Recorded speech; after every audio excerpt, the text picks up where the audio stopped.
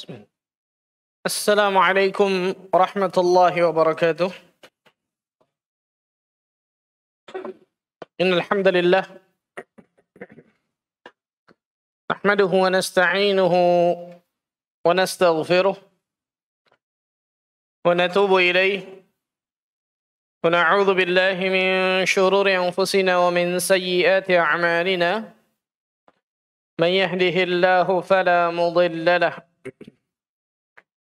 ومن يضلل فلا هادي له أشهد أن لا إله إلا الله وحده لا شريك له وأشهد أن محمدا عبده ورسوله صلوات الله وسلامه عليه نبينا وحبيبنا محمد صلى الله عليه وعلى آله وصحبه وسلم.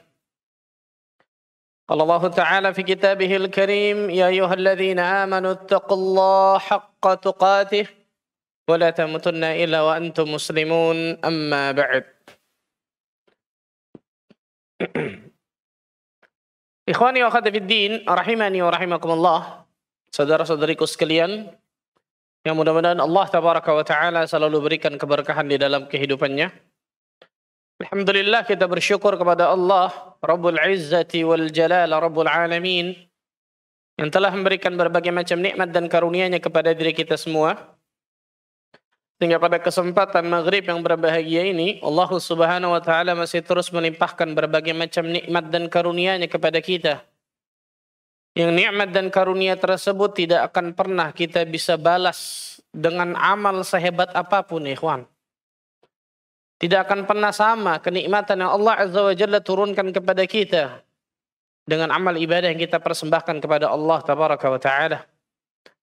Karena itu menjadi kewajiban bagi setiap muslim dan muslimah untuk mensyukuri kenikmatan yang Allah Azza wa Jalla berikan kepadanya. Baik itu dengan hatinya, dengan lisannya, ataupun dengan amal perbuatannya. Di antara kenikmatan yang Allah Azza wa Jalla berikan kepada diri kita, terutama umat Nabi Muhammad sallallahu alaihi wasallam, Allah berikan 2/10. 2/10 ini yang luar biasa, 10 akhir Ramadan dan 10 hari awal bulan Dzulhijjah. Di mana ketika seseorang beramal saleh pada 2/10 ini, maka Allah tabaraka wa taala akan berikan pahala yang berlipat ganda luar biasa, ikhwan. Dan kita sedang berada di salah satunya, ikhwan, 10 awal bulan Dzulhijjah. Nabi sallallahu alaihi wasallam bersabda dalam sebuah hadis yang sahih yang diriwayatkan Imam Bukhari, "Ma min ayyamin al-'amalu salih fihinna ahabbu ila Allah min hadhihi al-ayyam", yakni ayyamul 'ashr.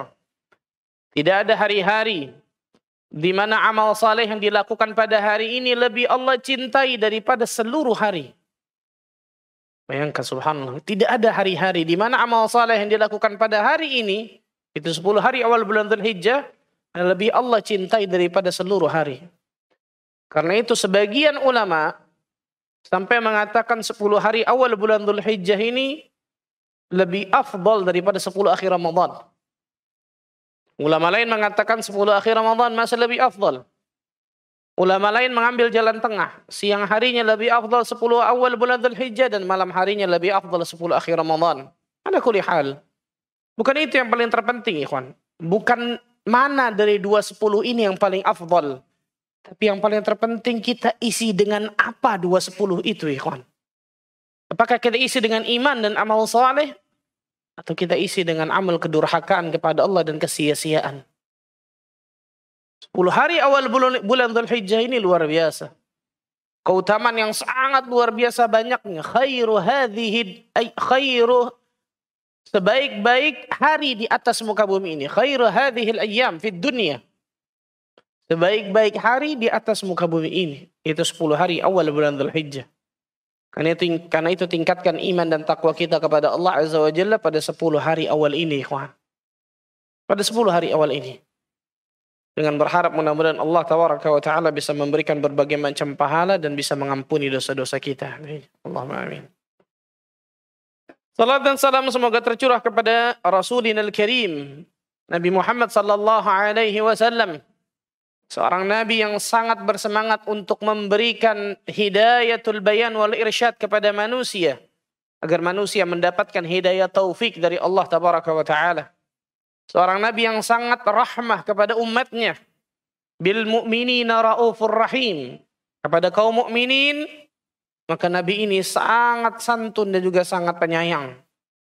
Maka sudah sepatasnya kita selalu mengucapkan salawat dan taslim kepada Nabi kita Muhammad sallallahu alaihi wasallam, kepada istri-istri beliau, kepada keluarga beliau, kepada para sahabat beliau dan kepada umat yang mengikutinya sampai akhir zaman nantinya. Ma'asyiral muslimin wal muslimat rahimani wa rahimakumullah. Melanjutkan bahas kita tentang as-sirah an-nabawiyah, kisah perjalanan hidup Nabi Muhammad sallallahu alaihi wasallam. Hari ini kita akan kisahkan tentang dua masjid yang awal-awal dibangun oleh Nabi sallallahu alaihi wasallam ketika beliau sampai di kota Madinah, yaitu Masjid Quba dan juga Masjid Nabawi. Dan juga keutamaan dari dua masjid ini. Ikhwani fi din, a'azakumullah. Masjid Quba adalah masjid yang pertama kali dibangun oleh Rasul sallallahu alaihi wasallam. Itu pada tahun 1 Hijriah. Masjid Quba ini kurang lebih sekitar 5-6 km dari Masjid Nabawi. Kalau berjalan mungkin sekitar setengah jam atau 40 menit. Allah Azza wa Jalla menyebutkan dalam Al-Quranul Karim tentang Masjid Quba ini dibangun di atas dasar takwa. Allah berfirman dalam surah At-Taubah ayat ke-108 atau ayat 107 dan juga 108. La taqum fihi abada. Janganlah kalian sholat dalam masjid itu selama-lamanya. Masjid apa? Masjid Dirar maksudnya. Masjid yang dibangun oleh kaum munafikin untuk apa? Memecah belah persatuan kaum muslimin. Kata Allah, la taqum fihi abada. Jangan kalian sholat dalam masjid itu selama-lamanya. La masjidun ussisa ala taqwa min awwali yaumin ahaqqu an taquma fihi. Sesungguhnya masjid yang didirikan atas dasar takwa. Ulama khilaf tentang masjid ini apa, tapi yang lebih rajih pendapatnya adalah Masjid Quba. Masjid yang didirikan di atas dasar takwa sejak hari pertama adalah lebih patut kalian sholat di dalamnya. Jadi jelas Masjid Quba yang pertama kali dibangun oleh Nabi SAW itu lebih patut kalian sholat di dalamnya daripada Masjid Dirar yang dibangun oleh orang-orang munafikin untuk memecah belah kaum muslimin. Fihi rijalu yuhibbuna an yatatahharu. Di dalam masjid tersebut ada orang-orang yang ingin membersihkan diri mereka. Wallahu yuhibbul mutahhirin. Dan sesungguhnya Allah Azza wa Jalla menyukai orang-orang yang bersih, selalu mensucikan dirinya. Ini di ayat ke-108. Mulai dari awal ada 107 itu tentang Masjid Dirarnya itu.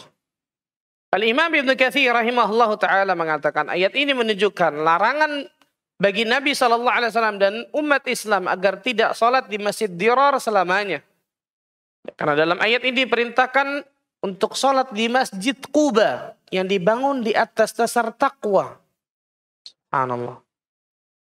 Yang dibangun di atas dasar ketakwaan kepada Allah, itu taat kepada Allah dan Rasulnya demi tujuan agar kaum muslimin bersatu. Ini disebutkan Al-Hafidh Ibnu Katsir rahimahullahu ta'ala rahmatan wasi'ah. Ikhwatal iman rahimani wa rahimakumullah. Kita tahu bersama ketika pertama kali Rasul sallallahu alaihi wasallam sampai di Quba, beliau singgah di rumah seorang yang bernama Kulthum ibn Hadim. Kulthum ini laki-laki ya, sebagaimana sudah kita jelaskan kemarin. Nama Kulthum ini dulu dipakai bagi laki-laki dan juga perempuan. Kulthum ibn al-Hadim radhiyallahu anhu. Ini pemuka dari Bani Amr ibn Auf. Pemuka besar dari Bani Amr ibn Auf yang ada di kota Quba itu. Di desa Quba sebenarnya. Bagaimana sudah kita jelaskan, Quba ini di Madinah tapi bukan di sentral kota Madinah. Di luar kota Madinah. Tapi masuk wilayah Madinah. Tapi sekarang sudah masuk wilayah kota Madinah. Rasulullah SAW juga singgah di rumah Sa'ad ibn Khaytham.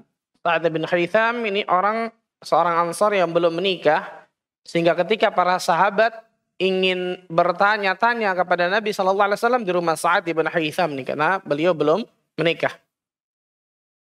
Kemudian Rasul sallallahu alaihi wasallam ketika hari Jumat sudah kita jelaskan datang kaum Ansar, kemudian dengan membawa pedang-pedang mereka.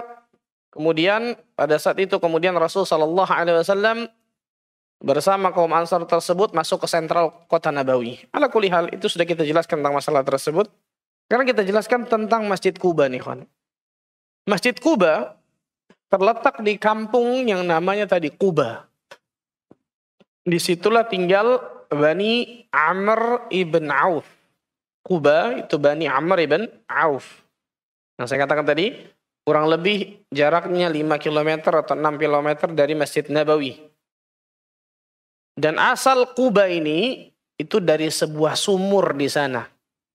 Nama Quba ini dari sebuah sumur yang akhirnya menjadi nama sebuah kampung disebutkan. Ketika Nabi SAW hijrah ke kota Madinah, maka kegiatan yang pertama beliau lakukan adalah membangun masjid dulu. Nih Masjid Quba nih. Bayangkan beliau membangun Masjid Quba dulu sebelum beliau membangun rumah beliau sendiri. Ini menunjukkan bagaimana pentingnya masjid di dalam Islam. Karenanya Masjid Quba kata para ulama adalah masjid yang pertama dibangun dalam Islam. Masjid yang pertama digunakan oleh Nabi SAW untuk salat berjamaah bersama para sahabat Nabi radhiyallahu anhum jami'an. Disebutkan dalam Sahih Bukhari tentang masalah ini dan kemarin sudah kita jelaskan. Dan masjid ini sangat berkesan di hati Nabi SAW, Masjid Quba ini. Disebutkan oleh Abdullah bin Umar radhiyallahu anhu dari riwayat Imam Bukhari, "Kana Nabi sallallahu alaihi wasallam ya'ti Masjid Quba kulla sabtin masyian rakiban." Nabi sallallahu alaihi wasallam terbiasa mendatangi Masjid Quba itu setiap hari Sabtu. Baik beliau berjalan kaki atau beliau naik kendaraan, naik tunggangan beliau. Riwayat lain mengatakan, "Innahu kana ya'tihi kulla sabt." Nabi sallallahu alaihi wasallam selalu mendatangi Masjid Quba setiap hari Sabtu. فَإِذَا دَخَلَ الْمَسْجِدِ كَرِهَ أَنْ يَخْرُجَ مِنْهُ حَتَّى يُصَلِّيَ فِيهِ. Apabila beliau masuk ke dalam masjid tersebut, maka beliau benci untuk keluar dari masjid itu sebelum sholat dulu. Ini menunjukkan kata para ulama bagaimana cintanya Nabi SAW kepada Masjid Quba ini. Dalam riwayat Bukhari lain, wa kana Abdullah ibn Umar radhiyallahu anhuma yaf'aluhu. Abdullah ibn Umar yang kita tahu bersama orang yang selalu mengikuti Nabi sallallahu alaihi wasallam dari A sampai Z. Sampai cara jalan Rasulullah SAW diikuti dan seterusnya. Beliau melakukan ini nih, sama melakukan. Setiap hari Sabtu, beliau datang ke Masjid Quba, baik itu berjalan ataupun naik tunggangan kemudian sholat di dalamnya. Subhanallah. Nah, diriwayatkan dalam sebuah riwayat Tabrani dalam Mu'jamul Kabir, Al-Haythami mengatakan perawi dalam riwayat ini thiqah, walaupun ulama mengkhilafkan tentang riwayat ini. Ada mengatakan hasan riwayat ini, ada mengatakan dhaif. Tapi ala kulli hal ini cerita seperti ini tidak apa-apa sebagaimana sudah kita jelaskan masalah sirah. Dari Syammus binti Nu'man radhiyallahu anha, bahwasanya dia berkata, "Nadhartu ila Rasulillah sallallahu alaihi wasallam hina qadima." Aku melihat Rasul sallallahu alaihi wasallam ketika beliau tiba di Quba nih. Wa nazala wa as'asa hadzal masjid, dan beliau tinggal dan juga membangun masjid ini nih. Itu masjid apa? Masjid Quba. Fara'aituhu ya'khudhul hajar awis sakhara hatta yasharuhul hajar. Aku melihat beliau mengambil sebuah batu besar, lalu beliau dekatkan ke perut beliau. Subhanallah. Lalu beliau dekatkan ke perut beliau. Batu besar beliau ambil untuk membangun apa? Pondasi Masjid Quba diantaranya, kemudian beliau dekatkan ke perut beliau. Wa anzuru ila bayadit turab ala batnihi wa surratihi. Sehingga aku melihat bekas putih dari tanah atau pasir itu ada di perut dan juga pusar beliau, kata riwayat ini. Fayati rajul min ashabihi wa yaqul bi abi wa ummi ya Rasulullah sallallahu a'tini akfika. Maka seorang sahabat kemudian datang kepada Nabi sallallahu alaihi wasallam mengatakan, demi ayah dan ibuku ya Rasulullah, aku saja mengambil batu ini. Kecintaan sahabat kepada Nabi sallallahu alaihi wasallam luar biasa. Fayaqul la khudh hajaran mithlahu. Tidak. Ambil batu yang lain yang semisal dengan ini, yang seperti dengan ini. Nah, ini diantaranya kata para ulama, Di antara riwayat yang menunjukkan ketika Rasul Shallallahu Alaihi Wasallam sedang membangun Masjid Kuba. Beliau membangun Masjid Kuba dan yang menariknya adalah bukan berarti beliau pemimpin kemudian beliau hanya nunjuk. Tetapi beliau juga apa? Ikut dalam mengangkat batu. Bayangkan subhanallah. Bagaimana ketawaduan Nabi Shallallahu Alaihi Wasallam. Ikut dalam mengangkat batu ketika membangun Masjid Kuba. Dan juga Masjid Nabawi nanti sama seperti ini subhanallah. Jadi bukan berarti beliau seorang pemimpin, berarti hanya tinggal suruh, tinggal jari doang. Nih, enggak. Ini luar biasanya Nabi Muhammad SAW. Dan para ulama menyebutkan ada banyak sekali keutamaan dari Masjid Kuba ini yang tidak dimiliki oleh masjid-masjid yang lain. Yang pertama kata para ulama, jelas tadi itu, Masjid Kuba adalah masjid yang pertama kali dibangun oleh Rasulullah Sallallahu Alaihi Wasallam ketika beliau hijrah ke Madinah. Masjid pertama kali dibangun, bayangkan subhanallah. Yang kedua, Allah mengabadikan penyebutannya dalam Al-Quran dan menyanjungnya. Yang pertama tadi masjid yang paling pertama kali dibangun oleh Rasul Sallallahu Alaihi Wasallam. Yang kedua, Allah mengabadikan penyebutannya di dalam Al-Quran dan menyanjungnya. Bayangkan Allah menyanjung Masjid Kuba ini. Yang tadi itu surat At-Taubah 108. Ila masjidun ussisa ala taqwa min awwali yaumin ahaqqu an taquma fih. Sesungguhnya masjid yang didirikan atas dasar takwa sejak hari pertama adalah lebih patut kalian sholat di dalamnya. Ini dijadikan oleh sebagian ulama akan kebenaran penanggalan hijriyah yang dimulai dari tahun hijrahnya Nabi Sallallahu Alaihi Wasallam. Jadi ayat ini diantara menjadikan sebagian ulama menjadi apa? Tahun pertama kali dimulainya tahun hijriyah. Yang ketiga, pahala orang yang sholat di Masjid Kuba sama ketika melaksanakan ibadah umrah. Rasul Sallallahu Alaihi Wasallam bersabda dalam hadis yang sahih yang diriwayatkan Imam Ibnu Majah, disahihkan oleh Syekh Albani dengan Syekh Syuaib Al-Arnaud, man tatahhara fi baitihi thumma ata Masjid Quba fasalla fihi salatan kana lahu ajri umrah. Barang siapa yang bersuci di rumahnya kemudian mendatangi Masjid Quba lalu salat di dalamnya dengan suatu salat, dalam riwayat lain dikatakan arba'a rakaat, empat rakaat.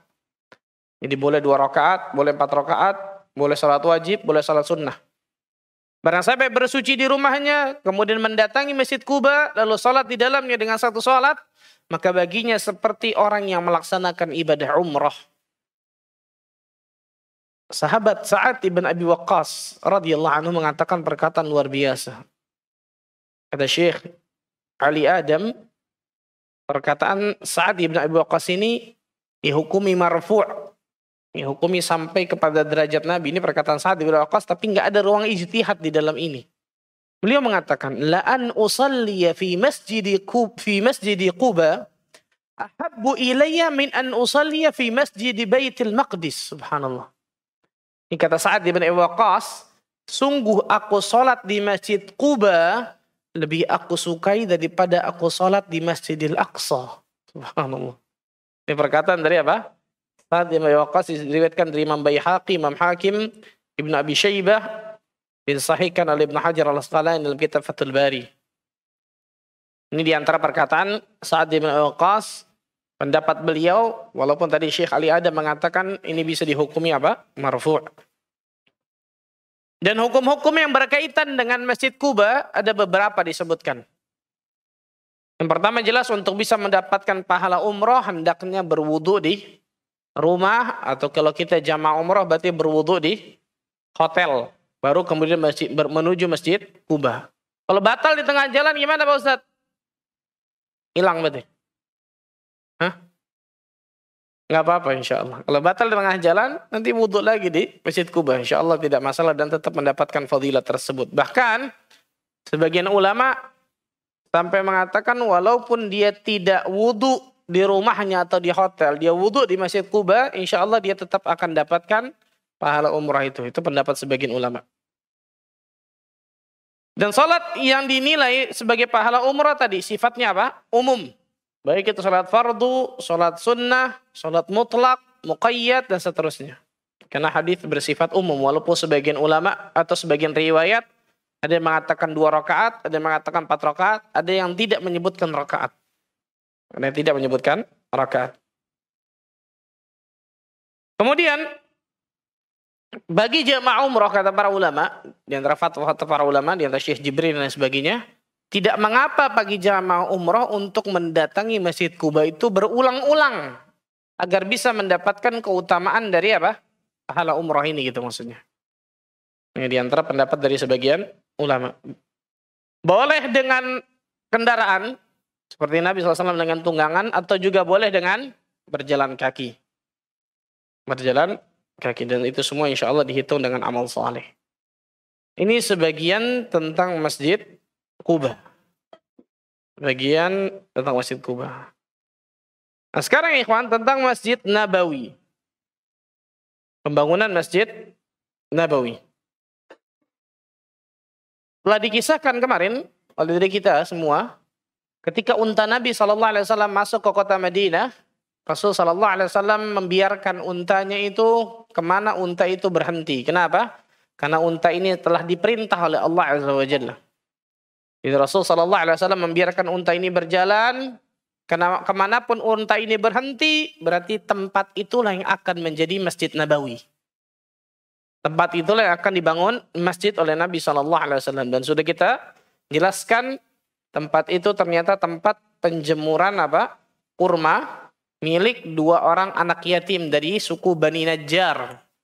Bani Najjar ini di antara suku ayah Nabi SAW, Abdullah. 2 anak kecil ini, 2 anak yatim ini bernama Suhail dan Sahal. Yang merawatnya atau memeliharanya As'ad bin Zurarah. As'ad bin Zurarah. Ketika tunggangan Rasul SAW berhenti di tempat itu, Rasul mengatakan, "Hadza insyaallah al-manzil." Di sini nih, insyaallah tempat kita itu, rumah kita. Karena kita tahu bersama rumah Nabi SAW apa? Nempel dengan Masjid Nabawi. Dan setelah para sahabat membangun Masjid Nabawi, maka kemudian setelah itu para sahabat membangunkan rumah Nabi SAW semuanya. Yang paling pertama dibangun ada 2 hujurat, 2 kamar kecil. Itu rumah Aisyah radhiyallahu anha dan rumah Saudah binti Zam'ah, 2 istri Nabi SAW, pada saat masih 2. Nah, itu kemudian berlangsung nanti Rasulullah SAW menikah lagi sampai kemudian dijejerkan rumah-rumah Nabi SAW satu dengan yang lain. Dan kita tahu bersama kemarin sudah kita jelaskan juga, ketika Rasul SAW memanggil 2 anak yatim itu, menawar harga dari tanah yang akan dibeli itu, 2 anak yatim ini ingin memberikan kepada Nabi SAW hadiah atau wakaf. Hadiah atau wakaf. Tetapi Rasul SAW tidak mau, enggan untuk menerimanya dan lebih memilih untuk membayar.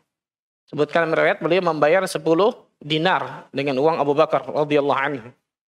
Dalam riwayat Imam Bukhari, Rasul SAW bersabda kepada mereka Bani Najjar, "Ya Bani Najjar, thaminuni bihaitikum hadha." Wahai Bani Najjar, hargailah kebun ini nih.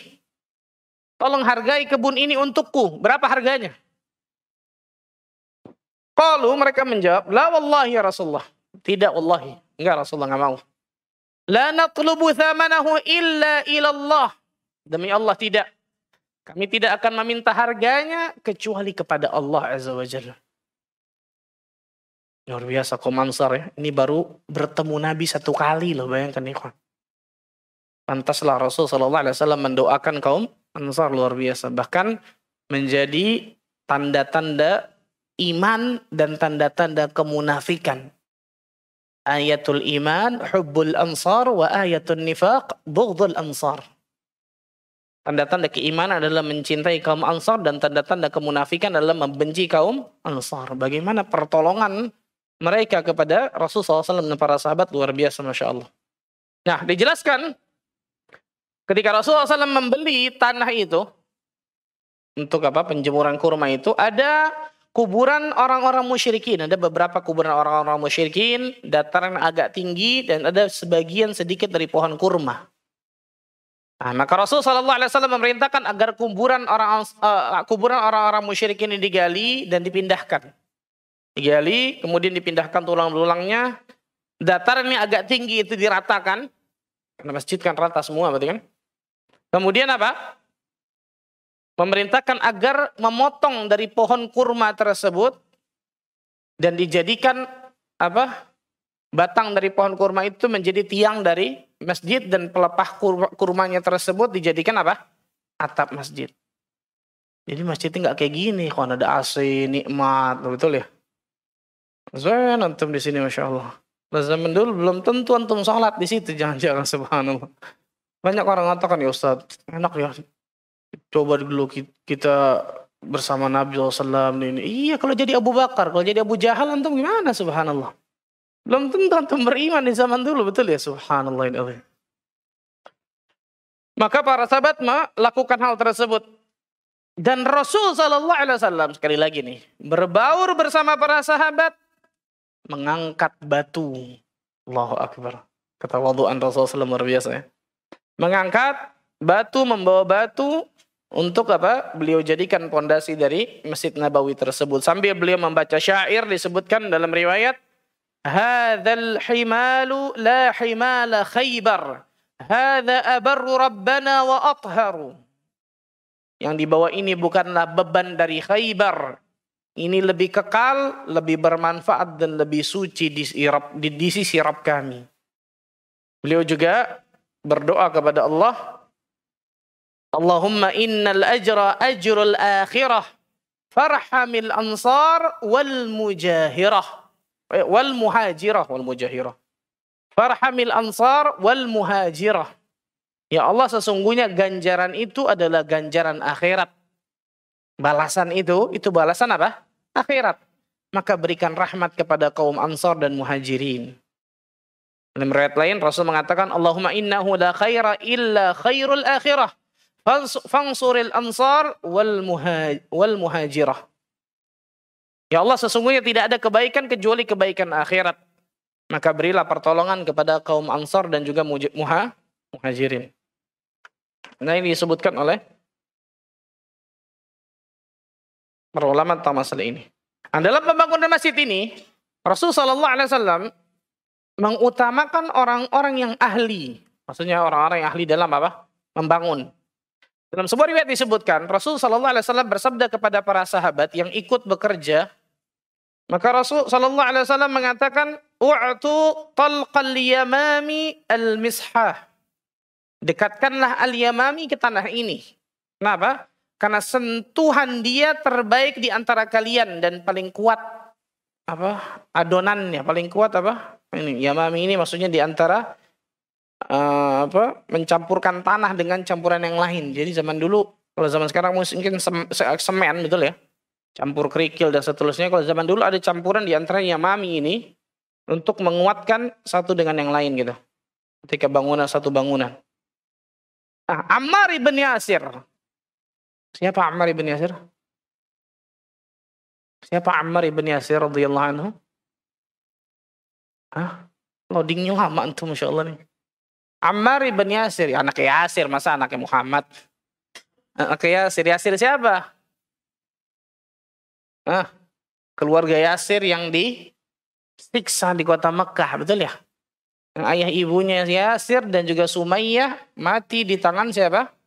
Abu Jahal dan juga teman-temannya, na'udzubillah. Anaknya Ammar hidup pada saat itu karena kemudian dipaksa mengatakan perkataan kufur karena saking takutnya beliau mengatakan itu. Nah, Ammar ibn Yasir termasuk sahabat yang sangat bersemangat dalam pembangunan disebutkan riwayat. Syiddatu Ammar fil amal. Wa kana sahaba yahmiluna labinatan. Para sahabat mengambil batu, bahasa kita labinah itu batu bata, satu-satu gitu. Batunya ambil satu. Nah, sedangkan Ammar ibn Yasir yahmilu labinataini. Jadi dua diambil langsung batunya oleh Ammar ibn Yasir. Dua, semangat. Wa kana rajulan dhabitan. Dan beliau adalah seorang yang apa? Yang kuat, subhanallah. Syadidul batsh. Jisamnya kuat, badannya kuat, Masya Allah. Tapi nggak ada apa-apanya dibandingkan Abu Jahal ketika di Mekah, betul ya. Ramai dia sendiri, subhanallah. Makanya nggak bisa melawan ketika di Mekah. Nah, Rasulullah SAW melihat perbuatan Ammar ini. Rasulullah SAW mengusap punggung Ammar ibn Yasir. Mengusap punggung Ammar, kemudian mengatakan, Ya Ammar, ala tahmilu ma yahmilu ashabuk? Wahai Ammar ibn Yasir, apakah engkau tidak ingin membawa apa yang dibawa oleh sahabat-sahabatmu? Maksudnya satu-satu aja, nggak usah dua-dua gitu maksudnya. Maka beliau mengatakan, Inni uridul ajr minallah. Aku ingin pahala dari Allah, wahai Rasul sallallahu alaihi wasallam. Subhanallah. Aku ingin pahala dari Allah. Maka Rasul mengatakan perkataan yang ini wahyu dari Allah, perkataan ini. Ibnu Sumayyah, wahai Ibnu Sumayyah, anak dari Sumayyah kan? Wanita syahidah pertama dalam Islam nih, Sumayyah. Linnasi ajrun walaka ajran. Para sahabat yang lain dapatkan satu pahala, engkau dapat dua pahala, wahai Ammar. Wa akhiru dzalika syarbatun min laban. Bekal terakhirmu itu nanti hirupan susu. Wa taqtulukal fi'atul baghiyah. Dan yang akan membunuhmu adalah kaum yang kelompok pembangkang. Dan benar ternyata Ammar ibn Yasir meninggal. Kapan? Ada yang tahu? Barakallahu fikum. Perang Siffin, Masya Allah. Perang Siffin. Barakallahu fikum, Masya Allah. Itu disebutkan oleh Rasul sallallahu alaihi wasallam. Kemudian Ammar mengatakan, A'udzubillah minal fitan. Aku berlindung kepada Allah dari apa? Dari fitnah. Nah, di sini termasuk bukti dari kenabian Rasul sallallahu alaihi wasallam bahwa Ammar dijelaskan akan meninggal dibunuh oleh salah seorang kelompok yang membangkang. Pembangunan Masjid Nabawi ini disebutkan dalam riwayat itu kurang lebih thintai asyarata yauman, 12 hari. Pembangunan Masjid Nabawi itu 12 hari. Antum bangun masjid berapa lama kira-kira? 12 hari jadi apa ya, kan? Subhanallah. Nah, Masjid Nabawi ini dibangun 12 hari disebutkan.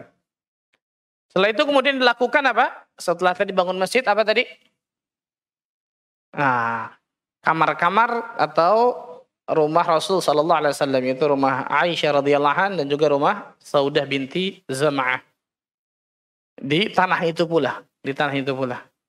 Nah, dua rumah ini yang pertama kali dibangun untuk istri-istri Rasul sallallahu alaihi wasallam, yang kemudian selainnya itu nanti apa? Menyusul. Adanya itu menyusul. Ikhwatal iman rahimani rahimakumullah. Disebutkan oleh para ulama tentang keutamaan Masjid Nabawi. Dan kita tahu bagaimana luar biasa keutamaan Masjid Nabawi. Rasul sallallahu alaihi wasallam mengatakan, riwayat Bukhari Muslim, la tushaddur rihal illa ila thalathati masajid. Tidak boleh melakukan safar. Safar apa? Safar dengan niat ibadah. Safar menuju tempat yang dianggap tempat ini ada keberkahan. Sebagian ulama mengatakan seperti itu. Kecuali ketiga masjid. Masjidil Haram, wa Masjidil Hadza, wa Masjidil Aqsa. Itu Masjidil Haram, Masjid Nabawi, masjid ini masih Masjid Nabawi, dan juga Masjidil Aqsa. Salah satunya adalah Masjid Nabawi. Rasul sallallahu alaihi wasallam juga bersabda, riwayat Bukhari Muslim juga, salatu fi masjidi hadza afdalu min alfi salatin fi ma siwah illa al-Masjidil Haram. Salat di masjidku ini lebih baik daripada 1000 salat di masjid yang lainnya kecuali Masjidil Haram. Wa salatu fi dzalika afdal min 100 salah. Dan salat di masjid itu, salat di Masjidil Haram maksudnya, itu lebih baik daripada 100.000 sholat. Hadis ini mengatakan 100 sholat. 100 sholat. Dalam riwayat lain disebutkan 100.000 kali sholat. Nah, maksudnya di sini kata para ulama, salatun fi dzalika afdal min 100 salat fi hadza, yakni fi Masjid Nabawi. Salat di Masjidil Haram itu lebih afdal 100 kali sholat di masjid ini. Masjid ini siapa? Masjid Madah? Nabawi. Nabawi berarti berapa tadi? 1000. 1000 kali 100 berapa? Cepetan tuh, Masya Allah matematikanya. Luar biasa, Masya Allah. Uang cepat. Dan ini merupakan keutamaan yang sangat luar biasa agungnya dari Masjid Nabawi dan juga Masjidil Haram, Masya Allah. Dan janji Allah Azza wa Jalla tentang masalah ini luar biasa memang. Ditambah lagi, Rasul sallallahu alaihi wasallam mengatakan, "Ma baina baiti wa mimbari raudhatun min riyadhil jannah." Antara rumahku dengan mimbarku itu salah satu taman dari taman-taman surga di dunia. Sebagian ulama mengatakan ini di antara sebab kenapa kita kangen sama Madinah. Nikmat ketika berada di Madinah. Sebagian ulama mengatakan, makanya antum ketika ke Madinah pasti beda insya Allah. Betul ya? Suasana hati, ketenangannya, kenikmatannya. Di antara sebabnya dari hadis ini kata para ulama nih. Ma baina baiti wa mimbari raudhatun min riyadhil jannah. Antara rumahku dengan mimbarku itu salah satu taman dari taman-taman surga. Ada banyak penafsiran ulama tentang masalah ini, di antara ini nih. Di antara para ulama mengatakan ini yang menjadikan Masjid Nabawi ataupun kota Madinah selalu nikmat dan tenang ketika kita berada di dalamnya. Di dalam kota Madinah, terlebih lagi di dalam Masjid Nabawi, Masya Allah. Karena ternyata di dalamnya ada salah satu taman dari taman-taman surga. Ada yang mengatakan secara letterlek. Ada yang mengatakan nanti di hari kiamat Allah akan jadikan seperti itu. Ada yang mengatakan saking indahnya Masjid Nabawi. Dan seterusnya. Banyak ulama yang menafsirkan tentang masalah hal ini. Ala kulli hal ikhwan, ini di antara pengkhususan intinya adalah pengkhususan tentang Masjid Nabawi itu sangat luar biasa, keutamaan-keutamaan yang ternyata tidak dimiliki oleh masjid yang lain. Masjid yang lain. Tapi ada hadis yang dhaif yang beredar. Nah, yang terkenal biasa orang Indonesia mengatakan arba'in. Salat apa? Arba'in. Hadis ini diriwayatkan dari Musnad Imam Ahmad dari Anas bin Malik radhiyallahu anhu. Rasulullah SAW mengatakan, "Man shalla fi masjidi arba'ina salatan la tafutuhu salah kutibat lahu bara'atu minan nar wa najatu minal azab wa bari'un minan nifaq." Barang siapa yang salat di masjidku ini 40 salat tidak terlewatkan satu salat pun, maka akan ditulis baginya kebebasan dari api neraka, selamat dari azab, dan juga terbebas dari sifat munafik. Tapi hadis ini saya katakan tadi hadis yang apa? Hadis yang dhaif, hadis yang lemah, dilemahkan oleh para ulama tentang hadis ini. Karena tanpa hadis ini pun Masjid Nabawi sudah luar biasa keutamaannya. 1000 kali sholat, di dalamnya ada salah satu taman surga dan seterusnya. Menunjukkan bagaimana luar biasa tentang keutamaan Masjid Nabawi. Nah, ikhwatal iman rahimani wa rahimakumullah. Para ulama mengatakan Masjid Nabawi yang dibangun di zaman Nabi sallallahu alaihi wasallam itu kan kecil, betul ya? Dan itu mengalami perluasan beberapa kali. Pertanyaan. Yang mendapatkan 1000 kali sholat itu di bagian mana? Paham ya, kawan? Di zaman Nabi SAW, Masjid Nabawi kan kecil, betul ya? Hanya menampung para sahabat, dan itu tidak sebesar yang sekarang kita lihat. Betul? Yang mendapatkan 1000 kali pahala sholat di masjid yang lain, itu yang mana tuh? Hah? Mana dalilnya? Main raudhah aja, Masya Allah. Ini luar biasa.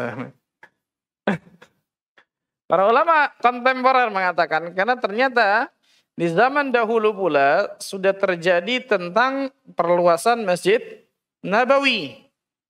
Sudah terjadi perluasan Masjid Nabawi. Seperti zaman Utsman bin Affan radhiyallahu anhu dan seterusnya, itu sudah terjadi perluasan Masjid Nabawi karena sudah tambah banyaknya kaum muslimin di kota Madinah, maka terjadi perluasan. Dan wallahu a'lam bishawab, para ulama mengatakan sebesar apapun Masjid Nabawi sekarang, maka insya Allah Ta'ala di situ akan tetap mendapatkan pahala 1000 kali sholat sebagaimana kita yang disebutkan dalam hadis tadi.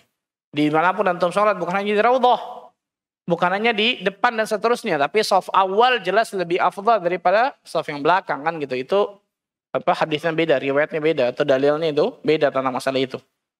Tapi disebutkan oleh para ulama, tausi'atul Masjidun Nabawi asy-Syarif, itu perluasan Masjid Nabawi itu tidak menjadikan berarti hanya segelintir atau hanya sebagian kecil dari Masjid Nabawi yang sedikit aja yang mendapatkan keutamaan dari 1000 kali sholat. Tidak. Tapi semua dari bagian Masjid Nabawi itu mendapatkan dari keutamaan 1000 kali sholat dari masjid yang lain. Di zaman Khulafaur Rasyidin, di zaman Bani Umayyah dan seterusnya itu sudah dilakukan perluasan sampai sekarang. Sampai sekarang. Hatta antum sholat di pelataran, sebagian ulama mengatakan, karena antum masuk yang ininya beda tuh. Maka di situ pun insya Allah Ta'ala sudah terhitung seseorang mendapatkan 1000 kali. Tapi ketika kita bisa masuk ke dalam, hadza afdal. Ini lebih afdal. Ini lebih afdal. Hal itu disebutkan oleh para ulama ketika membahas tentang masalah ini, ikhwan. Ketika membahas tentang masalah ini. Dan yang menarik adalah, ikhwan, ketika para sahabat membangun Masjid Nabawi, Rasul sallallahu alaihi wasallam belum mempunyai mimbar. Nah, belum punya apa? Mimbar. Maka disebutkan wa kana Nabi sallallahu alaihi wasallam yakhtubun nas mustanidan ila jid'i nakhlah. Rasul sallallahu alaihi wasallam terbiasa ketika berkhutbah kepada manusia, beliau bersandar kepada batang pohon kurma. Batang pohon kurma. Falamma kathura an-nas wa kana ba'da dzalika ghazwatu Khaybar, ketika manusia sudah banyak, terutama ketika perang Khaybar, setelah perang Khaybar, maka para sahabat mengatakan, "Law ittakhadta syai'an taqumu 'alaihi idza khatabta hatta yaraka an-nas." Ya Rasulullah, bagaimana kalau kita sudah banyak manusia nih? Bagaimana kalau kita harus membikinkan dirimu mimbar supaya orang manusia melihat dirimu ketika engkau berkhutbah? Fa'amara bibina'il mimbar. Maka para sahabat membangunkan mimbar Nabi sallallahu alaihi wasallam. Falamma suni'a lahul mimbar, ketika dibangunkan mimbar itu, qama alaihi hanna dzalikal jiz' ilaihi, subhanallah. Ketika dibangunkan mimbar baru oleh para sahabat, Rasul sallallahu alaihi wasallam pindah tuh yang tadinya selalu megang batang pohon kurma itu. Maka kemudian Rasul sallallahu alaihi wasallam berpindah di mimbar yang dibangunkan sahabat agar terlihat manusia. Jadi berarti naik loh. Nah, sebagian ulama mengatakan tangganya itu 3. Makanya dalam hadis ketika Rasul naik, tangga pertama mengatakan amin, tangga kedua mengatakan amin, tangga ketiga mengatakan amin. Nah, sebagian ulama mengatakan itu 3 tangga. Sehingga ketika agak naik itu terlihat dari para sahabat walaupun itu agak jauh. Nah, ketika Rasulullah SAW pindah ke situ, apa kata riwayat ini? Wa qama 'alaihi al-hanna dzalikal jiz' ilaihi. Ternyata terdengar suara hanin, suara tangisan. Ternyata tangisan itu dari mana? Dari batang pohon kurma yang biasa Nabi sallallahu alaihi wasallam pegang. Yang biasa Nabi sallallahu alaihi wasallam selalu bersandar dari batang pohon kurma itu. Kenapa? Karena ketika dibangun mimbar, Rasul sallallahu alaihi wasallam sudah enggak bersandar lagi sama batang pohon kurma itu, nangis. Dan ini mukjizat Rasul sallallahu alaihi wasallam. Jangan antum ngaku-ngaku nanti Masya Allah mimbar antum nangis ya, subhanallah, jangan.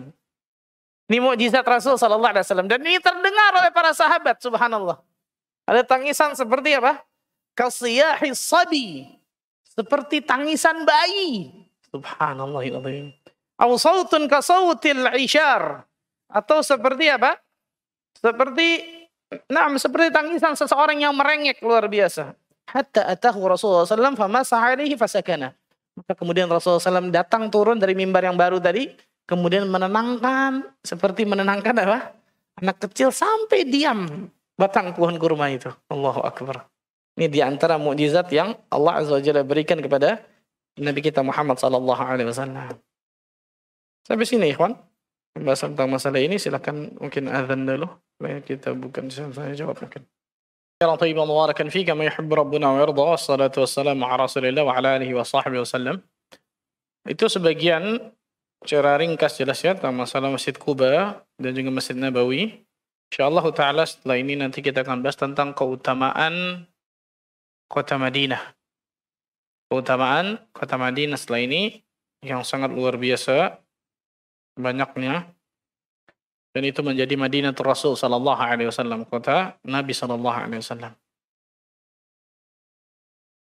Ada pertanyaan di sini.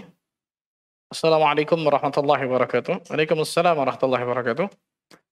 Apakah pernah ada rencana renovasi di Masjid Nabawi agar makam Rasulullah SAW yang masuk ke masjid bisa terpisah kembali seperti di zaman Khalifah Rashidin maksudnya. Barakallahu fikum. Naam. Yang pertama yang harus diketahui, Masjid Nabawi tidak dibangun di atas kuburan. Ini yang pertama. Ini penting nih. Masjid Nabawi tidak dibangun di atas kuburan. Tadi sudah kita ceritakan, sebagian kuburan orang-orang musyrikin diperintahkan oleh Nabi SAW untuk dipindahkan. Jadi Masjid Nabawi bukan dibangun di atas kuburan. Tapi Masjid Nabawi dibangun di zaman Nabi SAW. Itu yang pertama. Yang kedua, Nabi SAW tidak dikuburkan di dalam masjid. Yang kedua ini penting nih, kawan. Nabi SAW tidak dikuburkan di dalam masjid, tapi beliau dikuburkan di mana? Di kamar Aisyah radhiyallahu anha. Di kamar Aisyah radhiyallahu anha. Dan tidaklah seorang nabi meninggal kecuali beliau dikuburkan, mereka dikuburkan di tempat mereka apa? Meninggal. Rasul sallallahu alaihi wasallam meninggal di kamar Aisyah radhiyallahu anha, maka beliau dikuburkan di bawahnya, langsung dikuburkan di situ. Ini yang kedua, ini penting nih, subhanallah. Jadi salah yang beranggapan bahwa kubur Nabi sallallahu alaihi wasallam itu dikuburkan di dalam Masjid Nabawi. Ini salah jelas. Ini dikuburkan di rumah Nabi di kamar Aisyah radhiyallahu anha. Ini yang kedua. Yang ketiga, hadza qadarullah, dan ini takdir Allah azza wajalla. Aisyah pernah mengatakan tentang masalah ini, lau ubriza qabrahu, kalau seandainya kubur Nabi SAW ini di luar misalnya, maka kesyirikan akan tambah luar biasa parahnya. Di Masjid Nabawi saja, kalau antum pernah ke sana, ada biasa masyayikh yang menjelaskan tuh, ini kiblat madhab ke sana, orang doa madhab ke Masjid Nabawi, menghadap ke kuburan. Dia kiblat ke sana, kubur ini kubur Nabi. Dia doa menghadap ke kubur Nabi, meminta kepada Nabi. Dan itu banyak, luar biasa. Itu di Masjid Nabawi kayak begitu. Bagaimana kalau di luar Masjid Nabawi, luar biasa kesyirikan yang terjadi. Dan itu subhanallah, itu hikmah ilahiyah, hikmah yang Allah azza wa jalla berikan seperti itu. Tapi bukan berarti menjadikan apa? Dalil bahwa bolehnya masjid dibangun di atas kuburan. Ini jelas salah. Rasulullah SAW mengatakan, la'natullah 'alal yahud dan nasara ittakhadha qubur anbiya'ihim masajid. Laknat Allah kepada Yahudi dan Nasrani karena telah menjadikan kubur-kubur nabi mereka menjadi masjid. Karena tidak akan nyambung masjid dengan kuburan. Rasulullah SAW mengatakan, iqra'u surat al-Baqarah fi buyutikum. Bacalah surah Al-Baqarah di rumah-rumah kalian. Jangan jadikan rumah kalian seperti kuburan. Berarti kuburan bukan baca Quran di dalam situ. Beda sama masjid. Betul ya? Yang memang masjid tempat beribadah kepada Allah tabaraka wa ta'ala. Dan sekali lagi tuh, yang seperti ini jelas itu hikmah ilahiyah. Hikmah Allah azza wa jalla berjalan dengan takdirnya seperti itu. Dan sekarang kubur Nabi SAW dijadikan 3 dinding oleh kerajaan Saudi Arabia, 3 dinding yang semuanya menghadap ke kiblat, sehingga tidak ada kemudian yang menghadap ke kubur Nabi ketika salat. Itu disebutkan Syekh Muhammad Shalih Al-Utsaimin di dalam kitabnya Al-Qaul Mufid dan seterusnya.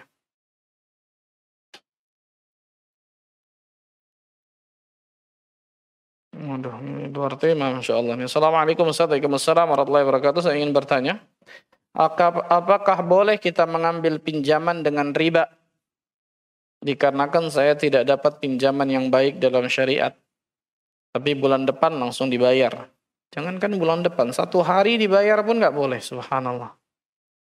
Dan doa apa saja yang bisa saya ucapkan untuk menyelesaikan urusan saya? Nah, Allah tabaraka wa ta'ala berfirman, perhatikan ini ikhwan. Wa man yattaqillah yaj'al lahu makhraja wa yarzuqhu min haitsu la yahtasib.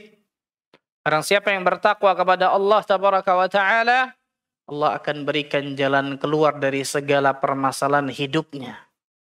Dan Allah tabaraka wa ta'ala akan berikan rizki kepadanya dari arah yang tidak disangka-sangka. Ayat ini nggak mungkin salah ya ikhwan. Perhatikan ini, kawan. Perhatikan wahai orang-orang yang mungkin Allah berikan ujian, cobaan, musibah kepadanya, yang menjadikan dirinya melanggar batasan Allah Azza wa Jalla. Ayat ini nggak mungkin salah. Bertakwa kepada Allah, Allah berikan jalan keluar dari segala permasalahan hidupnya. Ketika hati kita bergantung kepada manusia, pada saat itu wukilta ilaih, kata Nabi. Maka Allah Azza wa Jalla akan biarkan dia kepada manusia tuh hatinya. Urusannya kepada manusia. Tapi ketika pada saat hatinya kepada Allah Tabaraka wa ta'ala, maka Allah Azza wa Jalla pasti akan memberikan jalan keluar dari segala permasalahan hidupnya. Dan hidup kita di atas muka bumi ini, ikhwan, jangan antum samakan dengan pelajaran matematika. Yang pasti 1 tambah 1, 2, 2 tambah 2, 4 dan seterusnya. Wah, kalau nggak minjem gimana gini Pak Ustadz, kalau nggak ini gimana Pak Ustadz. Berapa banyak dalam hidup antum ternyata, atau hidup kita subhanallah, di luar dari nalar kita. Dapat tuh. Kalaulah seorang bayi di dalam rahim ibunya mendapatkan rezeki dari Allah Azza wa Jalla dengan Allah atur rezekinya, bagaimana seorang manusia takut mendapatkan rezeki di luar rahim ibunya? Di dalam rahim ibunya, bayangkan. Ya bisa mana-mana loh. Dapat rezeki. Kok ketika keluar takut. Wa ma min dabbatin fil ardi illa 'ala Allahi rizquha. Dan tidak ada dabbah, binatang melata. Dabbah, bayangkan. Di atas muka bumi ini. Kecuali Allah jamin rezekinya. Allah jamin rezekinya tuh. Binatang melata, ulat. Apalagi tuh. Kepompong dan seterusnya. Yang Allah nggak kasih kekuatan seperti manusia. Allah nggak kasih pikiran seperti manusia. Allah nggak kasih hati seperti manusia. Allah jamin rezekinya. Bagaimana seorang manusia, ikhwan? Cuma keyakinan dan iman kita yang lemah kepada Allah dan Rasulnya menjadikan diri kita, kayaknya nggak ada cara lain, cuma ini satu-satunya. Siapa yang bilang otak kita ini nggak ada batas? Otak kita ini ada batasnya, ikhwan. Tapi iman dalam hati kita bisa menjadikan sesuatu yang mustahil jadi mungkin dengan syarat iman dan takwa kepada Allah.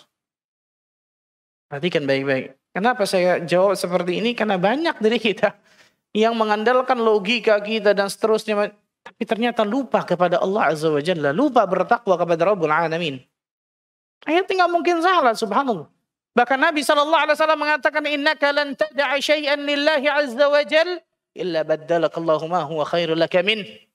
Sesungguhnya ketika engkau meninggalkan sesuatu itu karena Allah, maka Allah Azza wa Jalla akan ganti yang jauh lebih baik daripada apa yang engkau tinggalkan. Meninggalkan sesuatu karena Allah. Kenapa? Di antara sebabnya karena ini perbuatan haram, dia tinggalkan. Bagaimana kemudian dia melakukan yang haram, habis itu mau dapatkan jalan keluar dari Allah?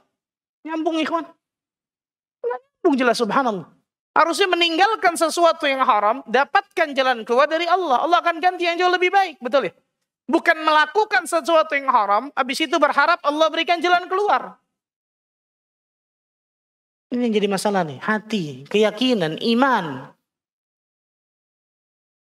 Banyak dari kita subhanallah lebih mengandalkan kecerdasan kita, kehebatan kita, logika kita dan seterusnya. Sujud kepada Allah, nangis minta sama Allah.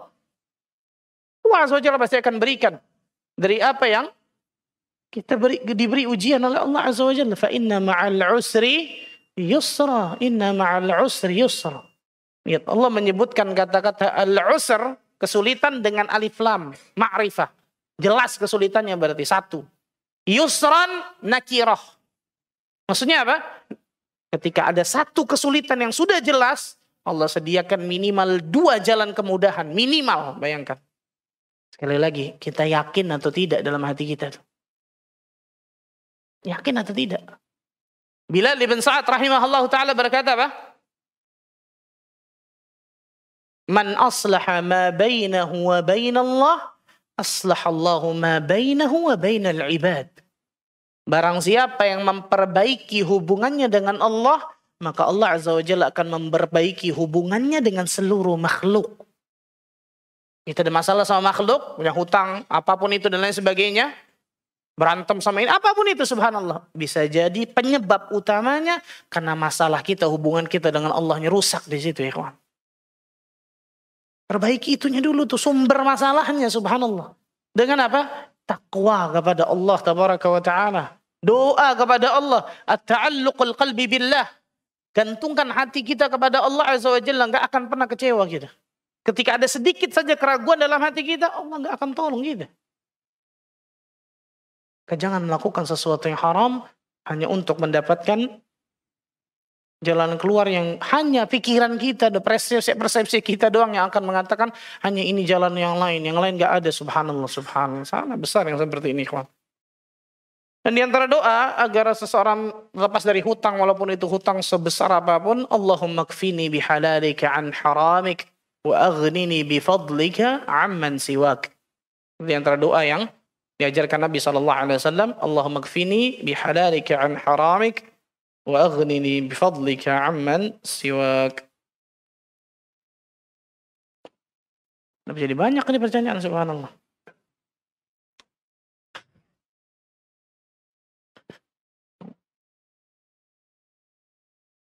Assalamualaikum warahmatullahi wabarakatuh. Apa dimaksud membangun masjid dengan takwa? Nah, usisa ala taqwa, maksudnya yang pertama itu, maksudnya adalah Masjid Kuba yang pertama yang dibangun atas dasar ketakwaan kepada Allah Azza wa Jalla, bukan atas dasar niat yang lain kepada selain Allah, tapi atas dasar ketakwaan kepada Allah dibangun masjid tersebut. Apa ini? Jika bertanya mengenai, saya nggak bisa baca ini, subhanallah. Assalamualaikum Ustaz, izin bertanya mengenai Mina Jadid. Oh, Mina, di tempat Mina kali ya. Perluasan Mina, apakah masuk dulu bagian dari wajib haji? Karena jamaah haji tahun 2015 ada yang ditempatkan di Mina Jadid. Nah, ini sudah fatwa ulama kontemporer tentang masalah ini. Ketika perluasan jamarat, Mina dan seterusnya, itu semua sudah masuk ke daerah itu. Dan itu termasuk dari bagian ibadah haji, kawan. Bolehkah kurban sekalian akikah? Oh, nyambung ke sini nih sirahnya, subhanallah. Korban apa kagak nih, subhanallah. Ulama khilaf tentang masalah ini. Ada yang mengatakan boleh kurban dan akikah sekalian digabungkan. Pendapat sebagian ulama. Tapi wallahu ta'ala bisawab, karena pribadi lebih menguatkan pendapat jangan digabungkan. Dan ini pendapat banyak ulama tidak digabungkan. Walaupun sebagian ulama ada yang membolehkan, tapi dua ini lebih ahsan untuk dipisahkan. Lebih ahsan untuk dipisahkan. Dan boleh misal, anak laki misalnya, kita tidak punya uang untuk 2 kambing, boleh 1 kambing. Dan ada riwayat tentang masalah itu. Anak laki boleh 2 kambing, nah itu lebih afdal, tapi 1 kambing pun boleh. Kalau kemudian sekarang kurban misalnya, kurban dulu, nanti akikahnya di belakangan, itu pun boleh. Kalau ternyata kemudian akikah ternyata bertepatan dengan hari ke-7, akikah dulu, nanti tahun depan baru kurban, itu insya Allah pun boleh, nggak ada masalah. Karena dua-duanya juga hukumnya sunnah muakkadah dari pendapat Nabi Rajih.